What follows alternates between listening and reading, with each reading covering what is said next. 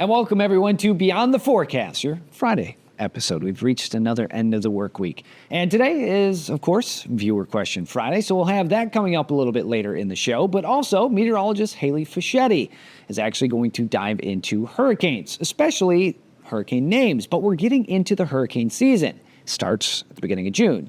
But we've already know the names of the hurricanes. So she is going to break down hurricane specifics such as naming storms for the season. And then meteorologist John Gross, he's going to take us into the science of visible light.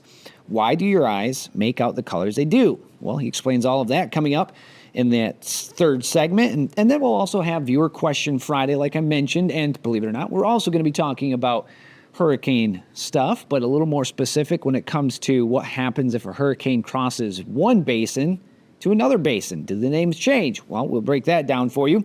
And then we'll also have a segment from our live streaming podcast from this past week talking about Tornado Alley. So before we get to those sections of the show, let's talk about a little bit of fun facts. First up, this day in weather history. May 9th, 1985. I wasn't born yet. But lightning struck trees about 150 yards from a home in Alabama. Now, that lightning continued to follow the driveway to the home where it burnt out all the electrical outlets, ruined appliances, and blasted a hole in the concrete floor of their basement. Pretty wild. That just kind of goes to show you the power of lightning, not to mention the heat that's associated with lightning, but pretty wild. You have to remember, with any storms, lightning is always a threat, and you have to take it seriously. So, that's a pretty wild story. Pretty crazy. This day, May 9th, 1985. Now, trivia. Tuesday. We didn't have a show. Or Tuesday, excuse me. We had a show yesterday, but during the week, we had 2 days missing. So we actually have some trivia that was supposed to be next week, but we have it here today for you. Now, yesterday, we asked you, true or false, lightning doesn't strike in the same spot twice. That's actually false. It can strike 3 times very quickly in the same spot. So that old myth of lightning doesn't strike in the same spot twice, that is false. Now, today, we are getting back to more of the multiple choice questions. We want to know, where is terrain most likely to be a source of lift for thunderstorm development?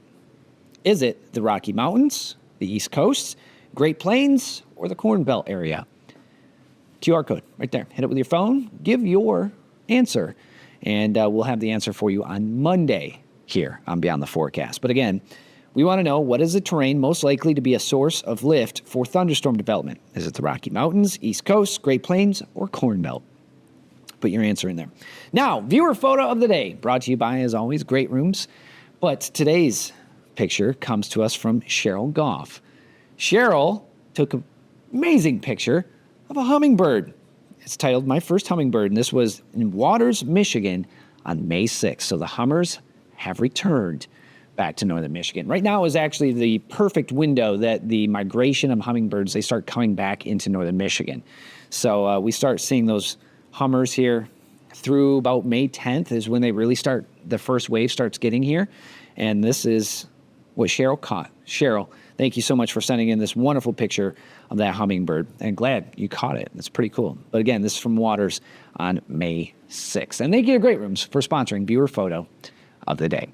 All right, let's jump into our show, shall we? We send it over to meteorologist Haley Fischetti, and she's going to break down hurricanes, specifically names and everything that kind of goes with that. We'll have that coming up for you right after the break. Welcome back to Beyond the Forecast. It's meteorologist Haley Fischetti, and today we're going to talk about hurricane names, with it being Hurricane Preparedness Week, as well as less than a month away from the official start of hurricane season. I figured we could break down the history of hurricane names and why we do it every season. So this actually started back in the 1950s, so not too long ago in the grand scheme of things, as we have started to name hurricanes with people names. Now, the reason for this is because it's easier to understand for the viewers. Before the 1950s, before we switched over to names, we were calling them Hurricane 1, Hurricane 2, or Tropical Storm, and it got really confusion for the viewers. A lot of us didn't understand what hurricane we were talking about. As we know, during hurricane season, especially in the Atlantic Ocean, when we see hurricanes, we sometimes see 3 or 4 in the water, and if they don't have names associated to them, they get very confusing to understand. So instead of calling it 1 or 2 and not knowing which hurricane we were talking about, we started to name them. So this helped viewers understand which hurricane was affecting them, but also helped meteorologists get their points across better, especially local meteorologists who are forecasting for that area. Now, how we name the hurricanes is actually pretty interesting. Now, the World Meteorological Organization is in charge of these names. So not NOAA, not NWS, a whole other identity. They have some pretty strict guidelines when it comes to this. They follow strict rules with the names. It's normally alphabetical, going boy, girl, down A through Z, and that's how they decide the names every year. Now, it's actually in rotation every 6 years. So the names that you're seeing right now for 2025, it's going to be again in 2031. That's how we continue to see the names. So we have a list of 6 names. Now, the only way these names can actually be changed is if they are retired.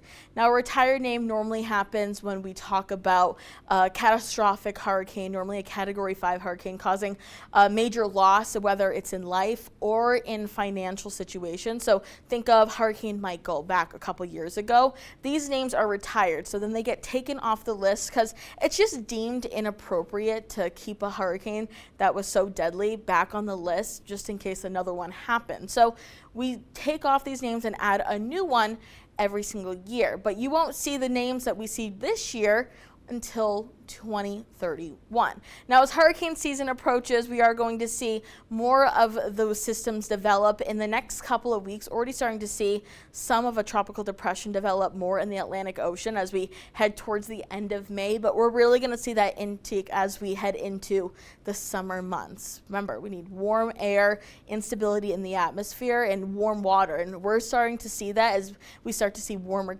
conditions closer to the tropics. But we'll have more details on hurricane season as we approach it over on Beyond the Forecast. Thanks, Haley. Now, coming up next, we send it over to meteorologist John Gross, who's going to explain why we see things the way we see them. Visible light. We'll have those details right after the break. Hey there, everybody. Meteorologist John Gross. Today, we're going to be talking about why do we see certain colors the way we do. Due to our eyes, we have what's called retinas, we have what's called cones in our eyes, and it helps us to decipher different types of colors that we can naturally see with our eyes. Now, on what we call the visual spectrum, we can see a range of colors that we know very well. That goes from red, orange, yellow, green, blue, even violet. But outside of that spectrum, you can have different types of waves as well. You can have what's called gamma rays, you can have what's called microwaves, you can have infrared rays, things of that nature. But again, this is what we're talking about, at least on the visual spectrum, for us to be able to see different types of colors. So here's a look at it. You're talking about sunlight, and as it starts to interact with our air molecules, which we have abundantly here on planet Earth, that sunlight, well, it hits the molecule, and then that molecule will start to scatter all different types of colors in visible light, depending on where you're located on Earth and the orientation of the sun due to your placement on Earth. That can give you the different types of colors. Again, all the way from the reds and oranges that we usually do see a little bit more vibrantly due to sunrise and sunset versus when we're in the middle of the day. So when you're talking about noon, or what you might know as high noon, that's when the sun is at its highest point in the atmosphere. So when we're at noon, at least for us here in the northern hemisphere, you're talking about sunlight passing through a smaller portion of the atmosphere. It doesn't take as long for that light to reach us here at the surface on Earth. So when you're talking about that, all colors of light are scattered equally. So you've got just the amount of reds as you do the blues. And when you're talking about that, you never should look directly at the sun, but when you're talking about high noon, at this point, the sun has a little bit more of that white look. Now, let's go ahead and talk about sunrise and sunset. So now you're talking about sunrise at the beginning of our day and sunset at the end of our day. So that sunlight now has to pass through a larger portion of the atmosphere versus when we were talking about high noon. So that blue light, it scatters, and then that red color, well, it starts to become a little bit more dominant versus the blue, because blue light scatters more effectively due to that shorter wavelength. Remember, we were talking about wavelengths before. You have those gamma rays, infrared rays. We're talking about the visual spectrum. So blue light scatters more effectively. So now that red light is going to become more dominant during not only your sunrises, but your sunsets. And that's how you can get those very vibrant reds, oranges, those very pretty colors that we love to see when you're talking about a good sunrise or a sunset, depending on your preference and the time that you like to be up during the day. So that's a look at the sunrise and the sunset. Now let's go ahead and talk about another common conception, or at least another topic, when you're talking about different types of color. And why is the sky blue, at least to our eyes? So we were talking about the wavelengths of those red and the oranges versus more of the blues. And this, again, is the big reason why. Blue light scatters more effectively due to the shorter wavelength compared to the red light. So when you're talking about why the sky is blue, air molecules, when it comes into contact with that light, that blue, it scatters more effectively. So the sky appears blue when you're looking away from the sun, instead of the red and those orange shading colors. So that's the big reason why, at least to our eyes, naturally, we see the sky look more blue versus the reds and the oranges. Now, when you're talking about that sunlight, again, having more atmosphere to go through, that's when you're going to have more of those reds and those oranges become a little bit more dominant. So here's another topic of discussion that we have had to talk about, unfortunately, a little bit more, and that all comes into play with air quality. So when you're talking about smoke, or you're talking about dust particles, pollution particles is what we'll call it, they're usually larger than your typical air molecule. And because of that, the dust and the smoke, it absorbs more of that light. So it doesn't scatter those colors as effectively as what we would usually see with the air molecule. So the dust and the smoke sort of dims some of those colors. So when we were talking about sunrises and sunsets, and if we have hazy skies, if we've got a lot of smoke, potentially from wildfires burning, you can get that smoky appearance versus no smoke. So when you're talking about our setup here, so here we go, we've got no smoke or haze. So let's assume a mostly clear sky versus if you're talking about a hazy day or you're talking about a day where we've got poor air quality, hence a lot of smoke. When you're talking about that sunrise and that sunset, remember, you're talking about those reds and those oranges becoming a lot more vibrant. So when you're not talking about the smoke, that's when you're talking about more of those vibrant colors. You're talking about a lot of those reds, a lot of those oranges.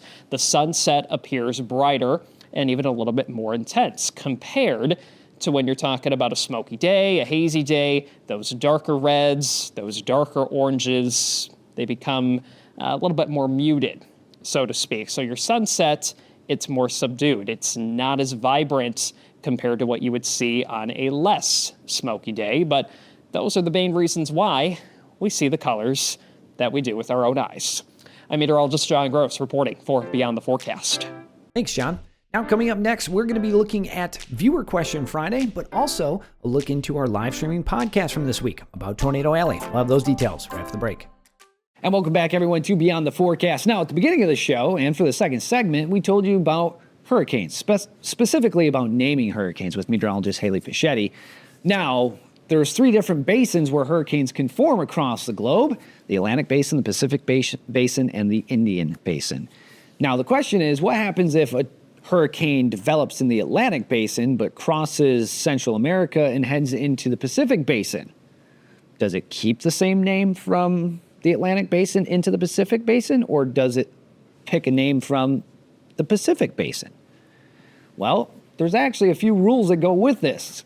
You might not have thought it, but I actually broke it down last year once this happened. You might recall Hurricane Nadine from the Atlantic Basin turned into Hurricane Christy in the Pacific.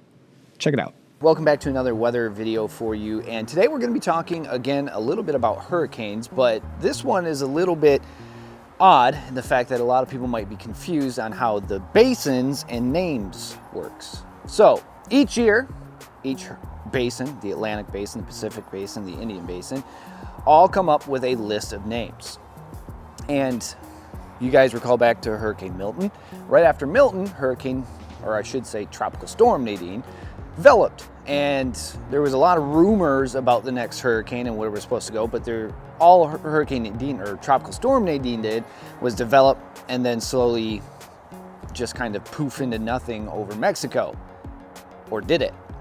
In fact, what happened was it reorganized, went over the Pacific, and now is almost a Category 5 hurricane. So it's like, wait a second, shouldn't that be Nadine? Because it's Hurricane Christy. No, it shouldn't. So let's talk about how that happens because a lot of people seem to be very confused about how that happens. Now, typically, if a storm develops in the Gulf of Mexico or the Atlantic, crosses Mexico, continues to be a hurricane, and moves over the Pacific, it keeps its name. But Nadine didn't keep its strength because once it gets below tropical storm status and is just a low, it loses its name. So once it moved over Mexico, right around Belize, I believe it was, it lost its name, it lost its strength, it just was nothing for the most part. But once it got closer to the Pacific, it started reorganizing. And then once it turned into a tropical storm, they had to rename it. And since it was in the Pacific Basin then, they renamed it to Christy. So Tropical Storm Nadine turned into Hurricane Christy. So there you go. That's kind of how that happened. And it's really weird to think about because you don't see it that often. Usually you see a hurricane or tropical storm continue its strength and just continue its name. Wherever the storm originates from, and if it doesn't lose its strength, it holds its name, regardless of what basin it jumps to. But if it loses its strength and moves to another basin, then it picks a name off that basin's list. Recall back to one of our videos before, we explained in each basin they're called something different, even though they're the exact same thing. They're hurricanes, typhoons, and cyclones, but it's all just a very strong low pressure system. And then once you get down in the southern hemisphere, it's all just completely different because they rotate the other way, but they don't see a ton of hurricanes down there. Even though they do, they just don't get a ton of hurricanes down that way. So there you go. That's kind of how that breaks down. It has to lose strength and become pretty much nothing, and then the storm can reform, and then it can take the name from that basin. But if it continues to hold strength and is still a storm as it crosses a basin, then it holds its name. So there you go. Kind of fun facts for you.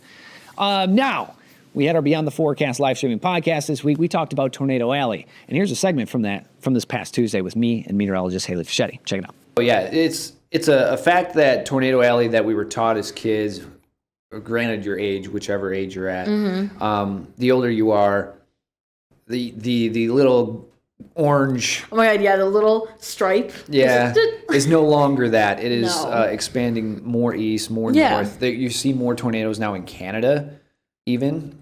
Yeah. So you're not seeing just a It is small also like focus a area. weird fact too. When we do trivia for our weather show, that America the U.S. is is the top place for tornadoes. So And it's all our setup. yeah, and it's just we have the perfect land for it. There's no other place in this world that has the perfect setup that we do. Look at the geography of the world, and when you look at, mountains have to come into play. Look at the oceans. Look at the warm We air. have such a big landmass that's relatively, we have mountains, but relatively flat. Right. If you compare to Russia, China, there's all those mountains up there that it's not And that's enough. a barrier. Exactly. So you have to remember where the Rockies are. If the Rockies were a little bit farther east, it'd be very different. Yes. But since the Rockies are there, that cold air comes out of the northwest into the central plains, where if you have any warm air sitting there, obviously warm air rises,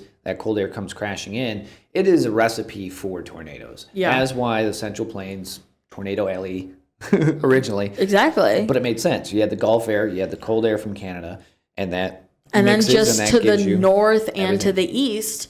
There you go. That's our live streaming podcast that you can catch every Tuesday at 10 a.m. and also discuss with us that topic for the week. And if you want to go back and watch them, you can head to the 910 News YouTube channel where it lives forever, or also on the 910 News Facebook page, Beyond the Forecast Facebook page, my professional Facebook page, or wherever you take in podcasts. We are getting those all up there for you to enjoy.